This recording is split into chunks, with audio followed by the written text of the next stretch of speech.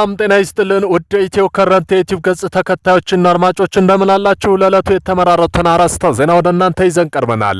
በቅድሚያ የምንመለከተው በመካከለኛው ምስራቅ የተፈጠረው እሳት ነው። ከቀን ወደ ቀን ይቆማል ቢባልም ነገሮቹ እየሰፉ አድማሱን እያሰፋ ብዙዎችን እያጣመረ ጦርነቱ ቀጥሏል። በመካከለኛው ምስራቅ የተፈጠሩና የአየር መከላከያ ስርዓቶች ታሃድ፣ ፓትሪዮትና አሮስሪ እንዲሁም አይረንዶም ጨምሮ የእስራኤል አየር ኃይልና የአየር መከላከያ ስርዓቶችን የኢራን አዲሱ የተሰራው ማች 8 ወይም አዛምድ ቁጥር 8 9800 ኪሎ ሜትር የሚምዘገዘገው በሰዓት ባላስቲክ ሚሳኤሎች ሙሉ በሙሉ ለመጥለፍ ተስኗቸዋል። ኬብሮን፣ ኢየሩሳሌም፣ ቴል አቪቭና ሰሜናዊ ገሊላ በርካታ ጉዳቶች ተዘግበዋል። የኢራን ሚሳኤሎች የሞት ሽረት በተባለው አዲሱ ግጭት ውጥረት ተከትሎ ተልኳቸው በብቃት ለመወጣት ጊዜያቸው የደረሰ ይመስላል። ለመሆኑም ለኢራን ታዋቂው ሚሳኤሎች ዝርዝር ውስጥ በጥቂቶቹ መካከል እነዚህ ይገኙበታል። ኢራን በአረብ ባህር ሰላጤው ሀገራት ውስጥ የሚገኙ የአሜሪካ የጦር ሰፈሮች በዛሬው ቀን ያጠቃይ ሲሆን እንዲሁም ተመሳሳይ በእስራኤል ላይ መጠነ ሰፊ ጥቃት በመክፈቷ እንደ ሃይፋና ቴል አቪቭ ያሉ ከተሞች በኢራን ሚሳኤሎች እየተጨናነቁ ይገኛሉ። ቴህራን ዋሽንግተን በማስጠንቀቅ ጨዋታ ገና ጀመሩ ነው እያለ ትናገራለች። ሂዝቦላም ጥቃት ሰንዝሯል። ሂዝቦላም ወደ ሰሜን እስራኤል ሚሳኤል ጥቃት ሰንዝሯል። ከሂዝቦላ ከሊባኖስ ተነስቶ ወደ ሰሜን እስራኤል የሚሳኤል ጥቃት መሰንዘሩ ተገልጿል። ይህ እርምጃ የመጣው አሜሪካ እስራኤል በኢራን ላይ የሰነዘሩት ጥቃት ተከትሎ ቀጠና ወደ ከፍተኛ ጦርነት እያመራ ባለበት ወቅት ነው። ድርጅቱ ከሊባኖስ ድንበር ተነስቶ ወደ ሰሜን እስራኤል የሚሳኤል ጥቃት መክፈቱን አስታውቆ ኢራን በአሜሪካ እስራኤል ጥቃት የደረሰባት የሉዓላዊ መጣስ ተከትሎ ያጸፋው እርምጃ መውሰድ መጀመሯን ገልጻለች። እስራኤልና አሜሪካ በኢራን የሰነዘሩት ጥቃት ስጋቶች ማስወገድ የታለመ መሆኑን ቢገልጹም ጥቃቱን የመንግስት ለውጥ ለመደገፍ ፍንጭ የሰጠ መሆኑ ተጠቅሷል። የእስራኤል ሚሳኤል መቃወሚያዎች አዲሱ የኢራን ሀገር በቀል ሚሳኤል መመከት ባለመቻሉ በእስራኤል ዋና ከተማ ቴል አቪቭ ጨምሮ ሁሉም ከተሞች በርካታ ውድመት መመዝገቡን የዓለም ሚዲያዎች እየዘገቡ ነው። የኢራን ጦር አዛዥ አሜሪካ የኢራን አቅም በደንብ ብታውቅ ኖሮ ወደ ጦርነት ባትነሳ ነበር ብለዋል። ኢራን ዓለም አይታቸው የማያውቁት አዳዲስና ዘመናዊ ጦር መሳሪያ ይፋ ታደርጋለች። ኢራን አብዮታዊ ዘብ ከፍተኛ አማካሪ ጄኔራል ኢብራሂም ጃቢር በመካከለኛው ምስራቅ ያለው ውጥረት ወደ ለየለት ጦርነት ተቀይሯል። ኢራን አብዮታዊ ዘብ አይአርጂሲ ከፍተኛ አማካሪ የሆኑት ኢብራሂም ጃቢር ዛሬ ለዶናልድ ትራምፕ በሰጡት ጠንካራ ምላሽ ኢራን እስካሁን የተጠቀመችው አሮጌ ሚሳኤል ክምችቷ ለመሆኑን ገልጸዋል። ጄኔራል ኢብራሂም ጃባሪም ትራምፕ ማወቅ ያለባቸው ዛሬ ተኮስናቸው ሚሳኤሎች ከመጋዘናቸው የኋላ ክፍል የነበሩ አሮጌ ናቸው፣ ስናጸዳ ያገኘናቸው ናቸው ብለዋል። ኢራን በቅርቡ ዓለም አይቷቸው የማያውቁት አዲስ ዘመናዊ ጦር መሳሪያ ይፋ እንደምታደርግ ዝተዋል። ኢራን 2 ተከታታይ ዓመታት በየቀኑ ሚሳኤል ብትተኩስ እንኳ የማያልቅ ክምችት እንዳሏት ጄኔራሉ ተናግረዋል። ኢራን በታሪክ ለመጀመሪያ ጊዜ ሳውዲ አረቢያና የተባበሩት አረብ ኤሚሬት፣ ኩዌት እና ጆርዳን ባህሪን በኳታር በአንድ ቀን ውስጥ ጥቃት የሰነዘረ የመጀመሪያው ሀገር ሆናለች። እንደ ዲደብሊው ዘገባ አልአረቢያና ጎልፍ ኒውስ ሚድል ኢስት አይ ጨምሮ የተለያዩ ምንጮች ተረጋግጠዋል። በየካቲት 21 ቀን የተጀመረው አንድ ሳምንት ያስቆጠረው የኢራን አብዮታዊ ዘብ አሜሪካና እስራኤል በኢራን በሰነዘሩት ጥቃት አጸፋ ለመመለስ የተባበሩት አረብ ኤሚሬትና በጎረቤት ሀገሮቿ ላይ ሚሳኤል ጥቃት ከፍተዋል። ሳውዲ አረቢያ ድርጊቱን ያወገዘ ሲሆን በሪያድ ፍንዳታ መሰማታቸውን ገልጻለች። ሆኖም ጥቃቱ በቀጥታ በግዛቷ ላይ ያነጣጠረ በመሆኑ አልገለጸችውም። በአሁኑ ሰዓት ከፍተኛ የሆነ ውጥረት መባባስ እየታየ ነው። ትልቁ ጦርነት ተጀምሯል። ጠላት ግን ካቀደው ጊዜ አልደረሰም። ጥቃቱ ገና መጀመሩ ከሽፏል ብላለች ኢራን። በአሜሪካና በእስራኤል ጥምረት በኢራን ላይ የተሰነዘረው መጠነ ሰፊ ጥቃት ቀጥሏል። በዚህም ደቡብ እስራኤል የሚገኝ አንደኛ ደረጃ ትምህርት ቤት ላይ በደረሰው ሚሳኤል ድብደባ የሟቾች ቁጥር 51 መድረሱ እየተዘገበ ቢሆንም አሁን ዘግይቶ የወጣው መረጃ መሰረት 170 በላይ ልጆች እንደተጎዱ ያሳያል።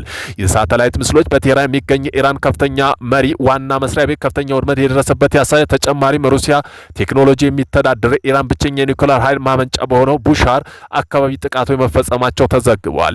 የኢራን የውጭ ጉዳይ ሚኒስትር አባስ አራግቺ ለሳውዲ አረቢያ፣ የተባበሩት አረብ ኤሚሬትና ለጎረቤት ሀገሮቻቸው የውጭ ጉዳይ ሚኒስትሮች በስልክ ባስተላለፉት መልእክት ግዛታቸው ለአሜሪካ እስራኤል ጥቃት መነሻ የሚያደርጉ ሀገራት ሁሉ የጥቃት ኢላማ እንደሚሆኑ አስጠንቅቀዋል።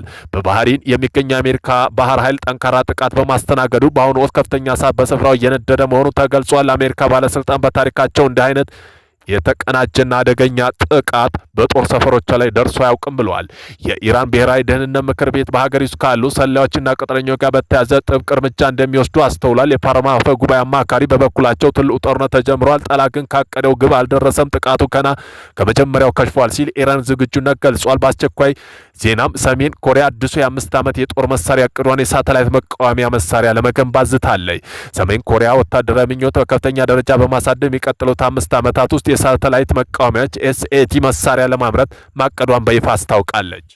ይህም መረጃ የወጣው የካቲት 26 ቀን 2026 እንደ አውሮፓ አቆጣጠር በቀጠናው በ9 የሰራተኛው ፓርቲ ኮንግረስ ላይ ሲሆን መሪው ኪም ኡን አጠቃላይ 5 ዓመት ወታደራዊ ስትራቴጂ ይፋ ባደረጉበት እንደ እቅዱ ሰው ሰራሽ አስተውሎት አርቲፊሻል ኢንተለጀንስ የሚመሩ ሰው አልባ ስርዓቶች፣ የረጅም ርቀት ኒውክሌር ሚሳይሎች፣ የስለላ ሳተላይቶች፣ ኤሌክትሮኒክስ ጦርነት ቴክኖሎጂ ማሳደግ አካትታል ብለዋል።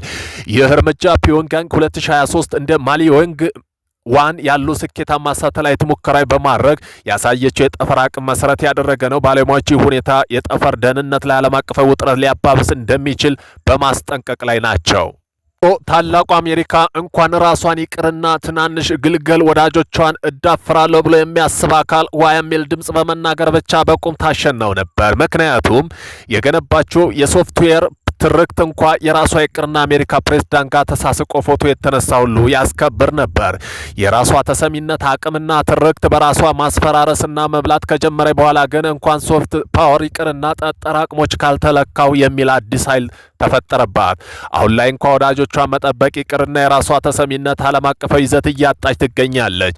አሁን ታላቁ አሜሪካ እንዳበደ ውሻ በየቦታ የምታደርገው ንክሻ ከዚህ በፊት የነበረው ተሰሚነት ጠፍቶ የተናቀች መሄድና ሌሎች ተቀናቃኞች ለዘመናት የገነባቸው አሜሪካ መራ ዓለም አቀፋዊ ስርዓት ሊያፈርሱባት መሆኑን ስላሰባባት ነው። ሁሉም ነገር ትክክለኛውና አግባቡ ካልያዘ የሚፈርስበትና የሚፈረጅበት የራሱ ልክና ገደብ አለው። የአሜሪካና የኢራን ባህር ላይ ውጥረት። ኢራን እንደ ኢራቅ፣ ኢትዮጵያ ከግብጽ ቀይ ባህር ጋር የምንፋጠጠው መቼ ነው? ኢራን በተሰጡት የ15 ቀናት ጊዜ ገደብ ሀገሪቱ ባላስቲክ ኒውክሌር ፕሮግራም ላይ ከስምምነት እንድትደርስ እያስጠነቀቁ፣ በጎን ደግሞ መካከለኛው ምስራቅ የጦር ኃይል ግንባታቸውን እያፋጠኑት እያጧጧፉን ነው። አሜሪካ በአረቢያን ባህር ውስጥ ያሰረገችው አብርሃም ሊንከን የተሰኘው አርማ በታኝ ኃይል የሚቀላቀል ግዙፍ የጦር አውሮፕላን ተሸካሚ መርከቧን ልካለች። ይህ የተመለከተችው ኢራን ለተባበሩት መንግስታት ድርጅት የጸጥታው ምክር ቤት ውጥረትና ጦርነት እንደማትፈልግ በመግለጽ አሜሪካ ጥቃት ግን በቆራጥነት ተመጣጣኝ ምላሽ እንደምትሰጥ ጠቅሳ ደብዳቤ ጽፋለች። ትራምፕ ለተባበሩት መንግስታት ድርጅት የሚያቆም ይመስላል። እናም ኢራን ዩናይትድ ስቴትስ ለየትኛውም ያልተጠበቁና መቆጣጠር የማይችሉ ውጤት ለመቀበል ዝግጁ ትሆን የሚመጣውን ኃላፊነት ለመውሰድ እንደዛው ስትል ትታው ለጉተሬስ ቢሮ ልካለች። በቅርቡ አሜሪካ በመካከለኛው ምስራቅ ያሰማራቸው ወታደራዊ ኃይል ዩናይትድ ኪንግደም ጋር ጥምረት የሚጠመቁት የጋራ ወታደራዊ ሰፈር ዲያጎ ጋርሊስ ውዝግብ አስነስቶ ያለው አልጀዚራ ዘግቦታል። ሀገሪቱ 120 በላይ የጦር አውሮፕላኖች ወደ ኢራን ማስጠገቷ ወታደራዊ በረራ መከታተያ መረጃዎችን በማጣቀስ የስለላ ተንታኞች እየተናገረው ይህ በአሜሪካ 2023 ወደ ኢራቅ የላከችው ከፍተኛ ቁጥር የጨመረ ነው ተብሏል። ወደ ክልሉ የተሰማሩት መሳሪያዎች ኢስሪ ሴንተር አርቦርን ዋርኒንግ እና ኮንትሮል ሲስተም አውሮፕላኖች ኤፍ-35 ሰውሮድ ተዋጊ ጀቶች እና ኤፍ-22 ጀቶች ኤፍ-16 ይሰኛሉ። የበረራ መከታተያ መረጃ አየር ላይ ነዳጅ የሚሞሉ ታንከሮች የተሸከሙ አውሮፕላኖች መኖራቸውን አመላክቷል። ኤፍ-22 እና ኤፍ-35 ቢ2 ስውር ቦምብ ጣይ አውሮፕላን አጅበው በሰኔ 2025 በኢራን ላይ እስራኤል መካከለኛው በነበረ 12 ቀን ግጭት አሜሪካ ወታደራዊ ጥቃት በፈጸመበት ኦፕሬሽን ላይ የዋሉ መሆናቸው ታውቋል።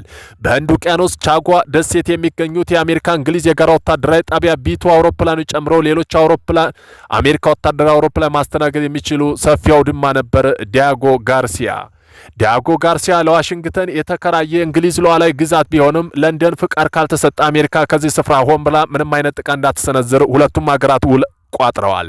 እናም ግን እንግሊዝ መገናኛ ብዙሃን እንደዘገቡት ጠቅላይ ሚኒስትር ኬር ስታርመር ዲያጎ ጋርሲያ ሆነም አርኤፍ ፌርፎርድ ወደ ኢራን ምንም አይነት ጥቃት እንደማይፈጽሙ ለትራምፕ ማስጠንቀቂያ ልከዋል።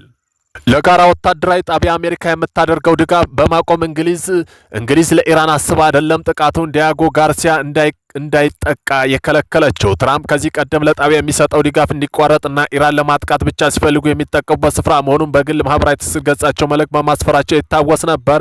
የአባታቸው ርስት ነው ያስመሰሉት። ኢራን አቅራቢያ የተላኩ መርከቦች ቀደም ሲል ቬንዙዌላ አሜሪካ ወታደራዊ ዘመቻ የደገፈ ኦፕሬሽናል ሳውዘርን ስፔር ስር የተከናወነ ተልእኮች በብቃት የተፈጸመ ነው። አሜሪካ ባህር ኃይል በዛ ክልል የተራቀቁ አየር መከላከያና ሰርጓጅ ባላስቲክ ሚሳይል ስርዓቱ የተገጠመላት ሲሆን በኢራን የመሬት ላይ ኢላማ ቶማሃውክ ክሩዝ ሚሳይል መምታት የሚያስችል አቅም አካቶ የትኛውም ጸረ ሰርጓጅ መርከብ መከላከል የሚችል ስርዓቶችም ይዞ በተጠንቀቅ ይጠብቃል።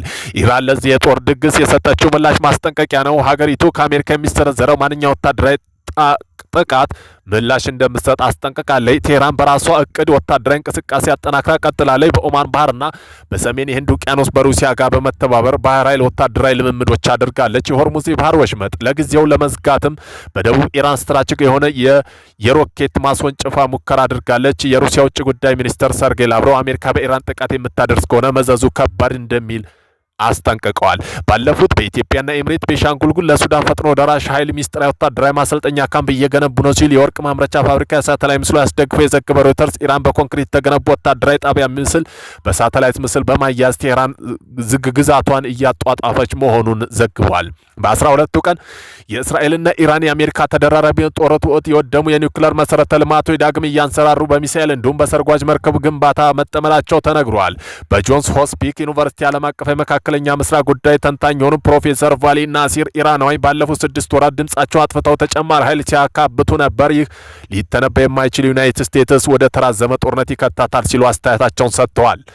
አሜሪካና ኢራን ጦርነቱ አጓጊ የሚያደርገው ከባህር ላይና ስር ሆኖ ምድር ላይ ከምድር ላይ ስር ሆኖ የጦር መሰረተ ልማቶች እንዲሁም ሌሎች ኢላማዎች ማውደም ሂደት እንደ ፊልም እንደሚያሳዩ መሆናቸው ነው። እኛም ሌጋል አክሰስ ኦፍ ዘ ሲ ሲኖር ባህር ኃይላችን ከላይና ሰርጓጅ መርከብ ከስር አድርገን ሉዓላዊነት የምናረጋግጥበት አትንኩኝ ባይነታችን የምናሳይበት ጊዜ ቅርብ ይሆናል ዘንድ ምኞት ያደረብኝ ይህንን ትንታኔ ጽፌ